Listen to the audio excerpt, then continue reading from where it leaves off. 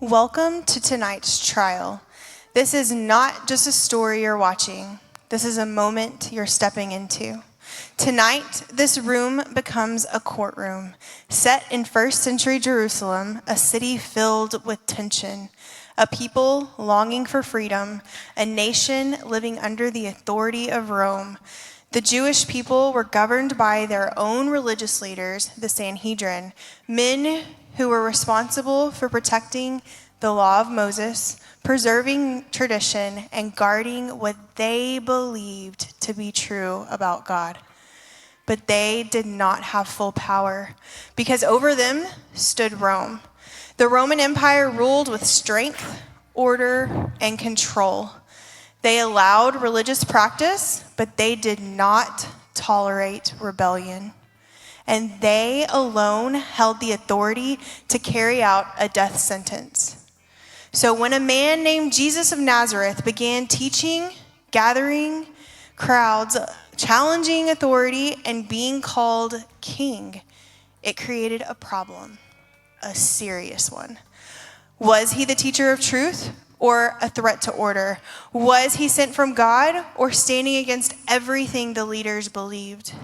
And what do you do when religion, politics, fear, and power all collide? Tonight you will hear from both sides. You will see the pressure placed on leaders, the expectations of the crowd, and the weight of the Roman authority bearing down on every decision. At one point, you will not just observe the crowd, but you will become the crowd. When that moment comes, don't hold back. You'll be invited to shout what they shouted, to feel the weight of the voices that filled the streets that day. But don't miss it. Those weren't just random words. They carried real consequences. So lean in, listen closely, because this isn't just about what happened that day. It's about why it happened. Because the voices you're about to echo and the decision you're about to witness weren't random moments in history. They were the fulfillment of prophecy. Everything unfolding here is revealing exactly who Jesus is. So today we don't have to guess. We can know with confidence Jesus is the Messiah. Tonight you will see how that day unfolded. You'll feel the tension, you'll hear the accusations, and you'll stand in the middle of the crowd. But don't forget, this story doesn't end in this courtroom, because what looks like defeat was always part of the plan. Court is now in session.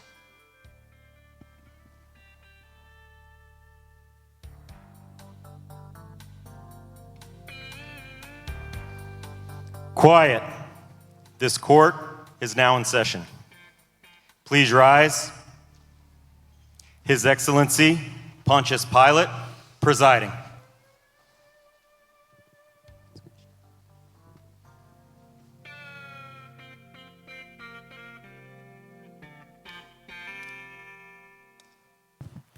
Thank you. You may be seated. This Roman court is now in session. I call case number 001, the case against Jesus of Nazareth. Is the prosecution ready? Yes, Your Honor. Is the defense ready? Yes, Your Honor. We will now hear opening statements from the prosecution. Thank you, Governor. I represent the interest of both the Jewish people and the Roman authority. Today you'll hear how the defendant, Jesus of Nazareth, has committed acts of blasphemy against God, crimes against religion, and rebellion against Rome. We intend to prove these charges and expect a verdict of guilty. Thank you. Thank you. Will the defense make an opening statement? Yes, Your Honor. I represent the defendant, Jesus of Nazareth. We intend to not only rebuke these charges, but also demonstrate the illegitimacy of judgment by the Sanhedrin, deliverance to Rome, and thus this very trial. Thank you. Will the prosecution please call your first witness? We call the high priest of the Jewish council, Caiaphas, to the stand.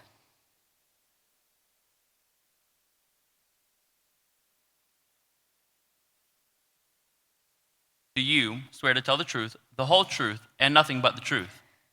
I do, Your Honor. Proceed. High Priest Caiaphas, please explain to the court how the defendant committed acts of blasphemy against God. My pleasure. He said that he and the Father are one, and he claimed to be the Christ, the Son of the Blessed One. In addition to this, he threatened the Holy Temple. I have some witnesses saying that he claimed he was able to destroy the temple of God and rebuild it in 3 days. What were his words exactly? I heard him say that he was the Son of Man, and that we would see him coming with the clouds of heaven, as in the prophet Daniel's dream. And this is blasphemy? Yes, of course, of the highest order. Even the suggestion of such power is dangerous and irreverent, especially with many followers like he has. This can become dangerous. The Romans tolerate our customs, but they do not tolerate rebellion. If they believed we were harboring a king, they would surely seek to destroy us. Did you question Jesus personally? Yes, I did at our council gathering. What did you ask him? I asked whether he claimed to be the Messiah, the Son of God. How did he respond? He responded indirectly, albeit, but it was enough to affirm it for us. After that, I deemed no more testimony necessary. The statement itself was sufficient enough. One last question. Did you believe Jesus was guilty? Based on the law and the stability of our people, yes, I did. Stability. Can you explain that for us? Well, sometimes a difficult decision must be made for the greater good. One man's fate cannot outweigh the safety of an entire nation. No more questions, Your Honor. Thank you. Would the defense like to cross-examine the witness? Yes, Your Honor. Proceed. Thank you, Governor. Can the witness please define blasphemy for the court? Yes, I believe it means to revile, to curse, or to abuse the name of the Lord through speech, writing, and actions. Did the defendant ever speak critically or despairingly in a way that would curse or revile the name of the Lord? Well, I would consider his words as false teachings. Such claims as his are blasphemy under our law. No man may claim equality with God. He is thus abusing the name of the Lord. So then, even if your testimony is true, you would have to prove that Jesus isn't God or equal with God in order to prove that he blasphemed. Am I correct? That is not how the law works. A man does not get to claim divinity and demand that we disprove it. The claim itself, without clear, unquestionable proof, is the offense. Okay, so by your own words, you did not prove that he was guilty. You decided he was too dangerous to be innocent. One last question. When Jesus identified himself as the Christ, you had already made up your mind and had been plotting to convict Jesus even before the trial of the Sanhedrin, hadn't you? As I said before, it is better for one man to die than for the people of a whole nation to perish. No more questions. The witness may step down.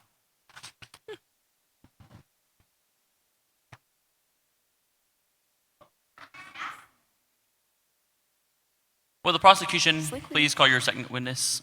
The prosecution calls the money changer from the temple to the stand.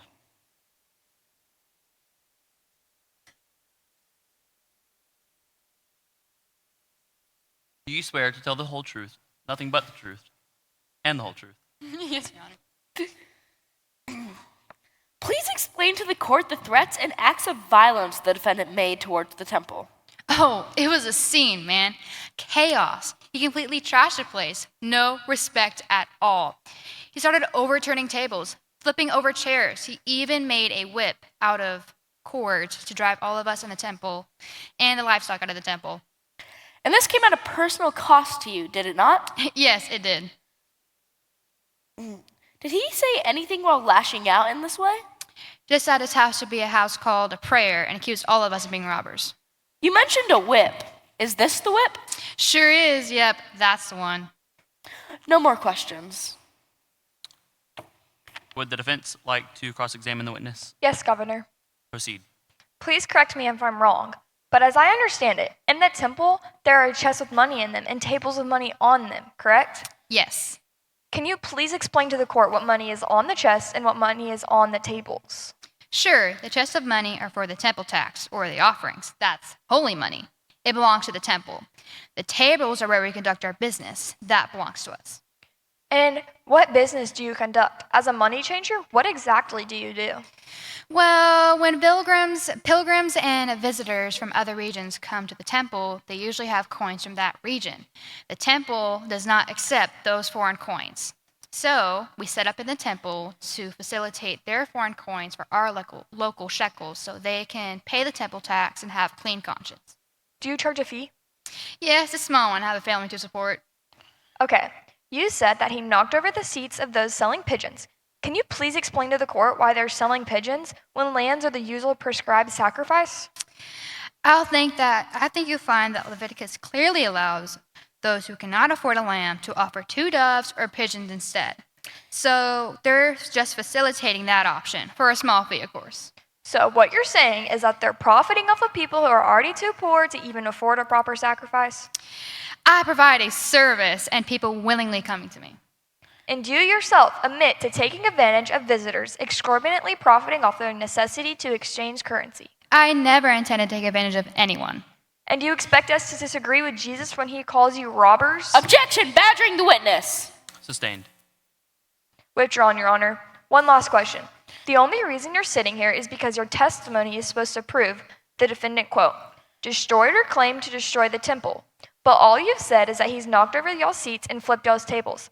Tell me, did he destroy anything sacred to the temple? Did he flip the chests of unholy money, or just your unholy money? Just the money that supports my livelihood. Thought so. No further questions. Thank you. The witness may step down.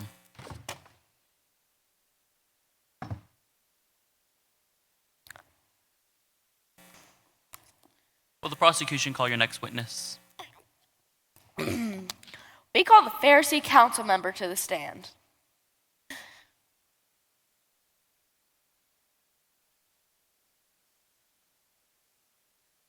Do you swear to tell the truth, the whole truth, and nothing but the truth? I do. Thank you. Can you please explain to the court the ways in which Jesus of Nazareth has committed crimes against our religion? I have seen a lot of messianic impostors in my day, but never have I witnessed such extreme length of deception and disrespect. Can you be more specific? How about performing signs on the Sabbath? As I understand, I am sure all of you do, that God has empowered prophets to perform miracles. For example, Moses, Elijah, and Elisha are all famous for that reason. But to disrespect the Sabbath, he even employed work on the Sabbath. That is forbidden. This leads me to think that it might come from somewhere other than the Lord.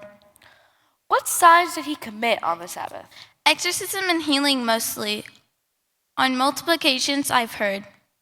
You said he even worked on the Sabbath? Indeed, him and his lot were caught plucking grain for food with no consideration.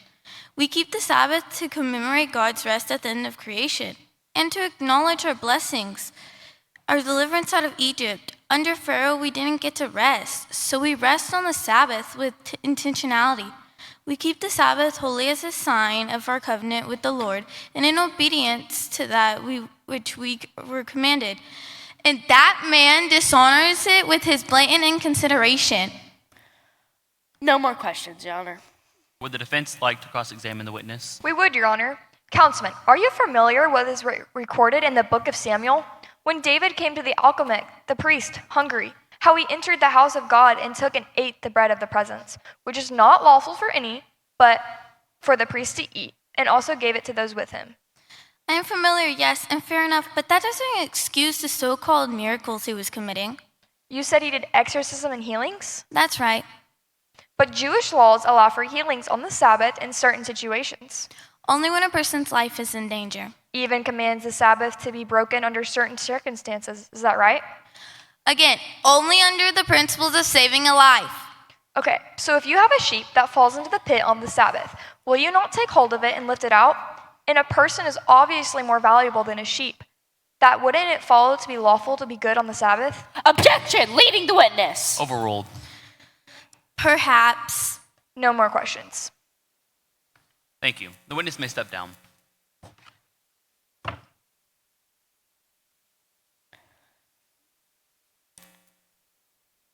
The prosecution have any more witnesses? We do, Your Honor. We call the Roman spy to the stand.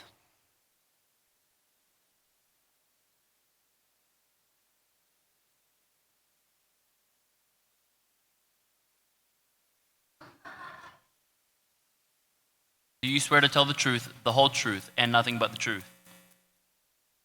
I do. Will you please tell the court what kind of threat Jesus of Nazareth has posed to Rome? That of rebellion. Jesus gathers crowds so large there's undeniable potential for an uprising. And not just here in Jerusalem or across Judea. They gather for him up in Galilee and even across the Jordan River. You say they're large enough to result in an uprising? Absolutely. For instance, when Jesus was sitting on the mountainside near the Sea of Galilee, there must have been 4,000 men pursuing him on foot. 4,000? Plus women and children, and that's not even the first time. After hearing of the death of John the Baptist, the defendant tried to withdraw to a private place, but there must have been 5,000 men. 5,000? Plus women and children, so maybe 10, even possibly 20,000. We can't be sure. Impressive crowd, sure.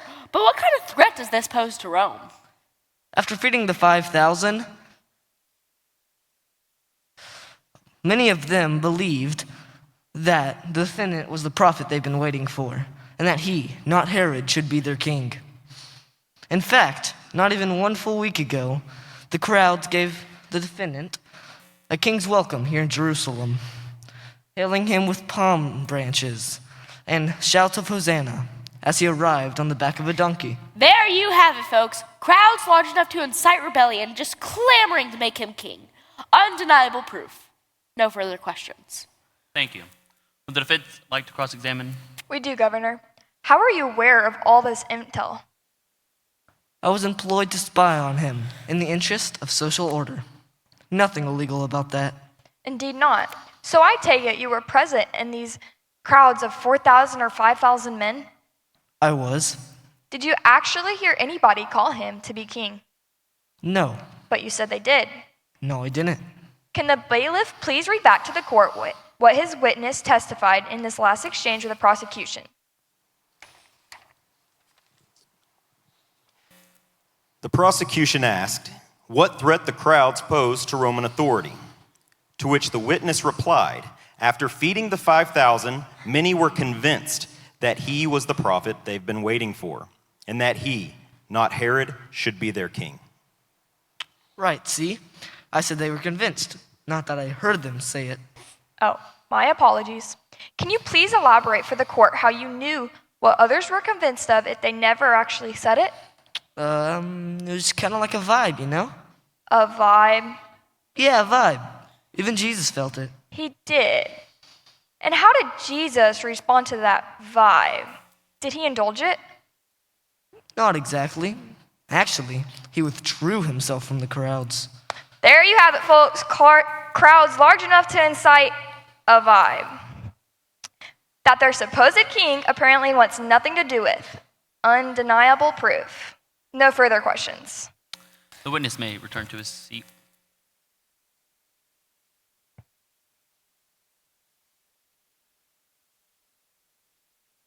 The prosecution rests, Your Honor. Thank you. Does the defense wish to call any witnesses? Yes, Your Honor. The defense calls Nicodemus, member of the Sanhedrin, to the stand.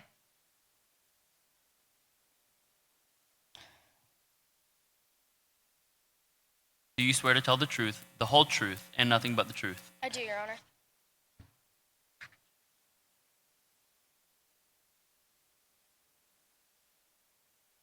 You may proceed.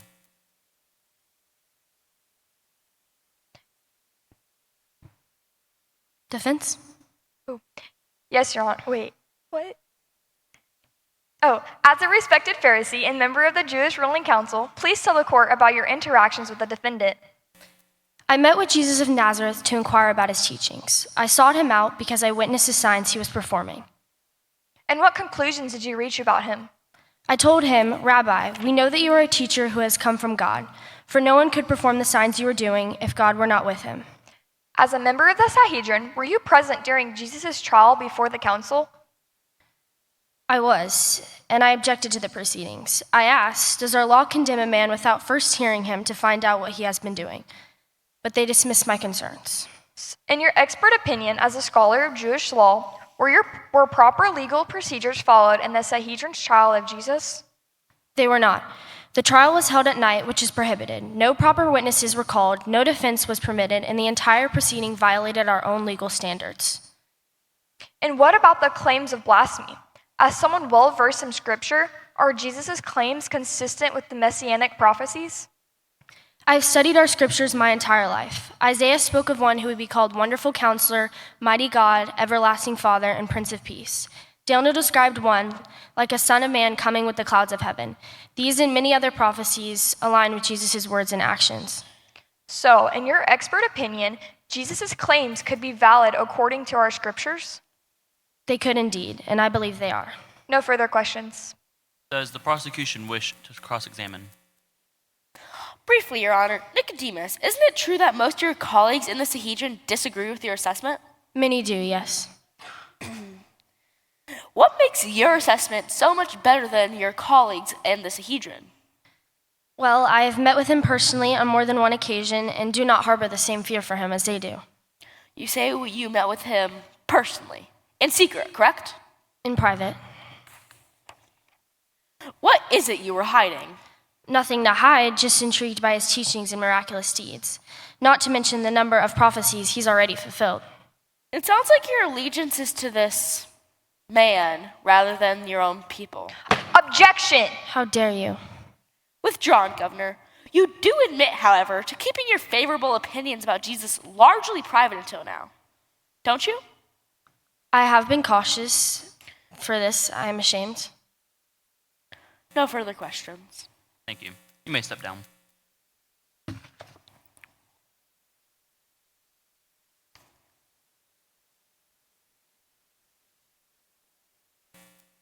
Please call your next witness. The defense calls Lazarus of Bethany to the stand.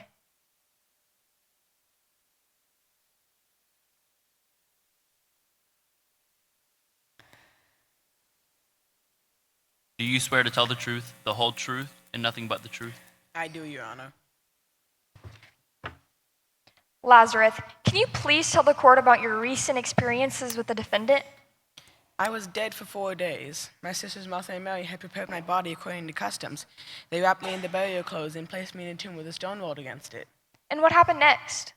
I heard Jesus' voice calling out, saying, "Lazarus, come out." And suddenly, I was alive again, walking out of the tomb still wrapped in the burial clothing. And how do you know you were actually dead and not merely unconscious or ill?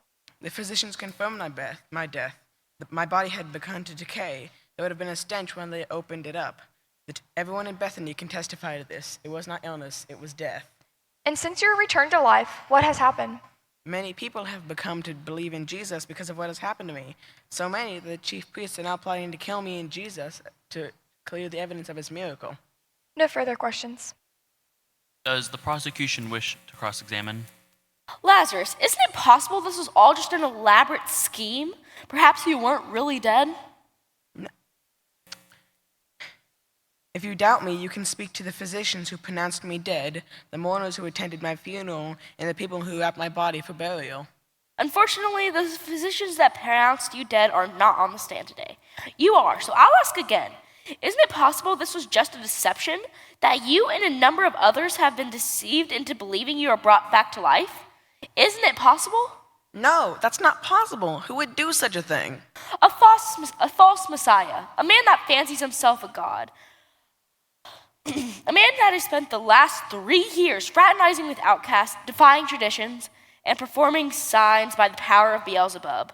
He and his acolytes. That's absurd! No further questions. Order! Order. The witness may step down.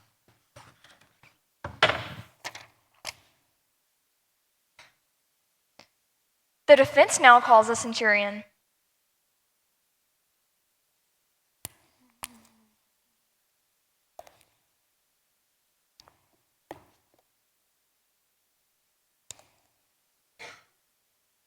You understand you are under oath? Yes, Your Honor.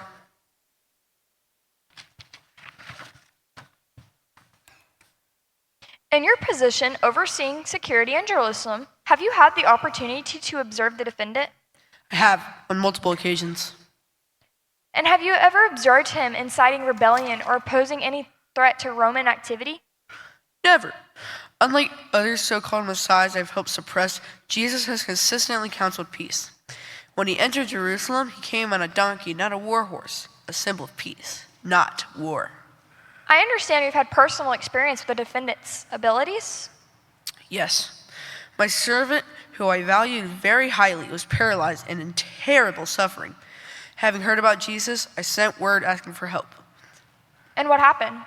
I told Jesus he need not come to my house, just say the word, and my servant would be healed. From a distance, without even seeing my servant, Jesus healed him completely. As a Roman officer with extensive combat experience, what was your assessment of this man? I told him then what I maintain now. I have not found such great faith, not even in Rome. In my years of service, I've encountered many leaders, both Roman and otherwise. This man speaks with an authority unlike any I've witnessed. Thank you, Centurion. No further questions. Does the prosecution wish to cross-examine the witness? The defense now calls the defendant himself to the stand. Oh.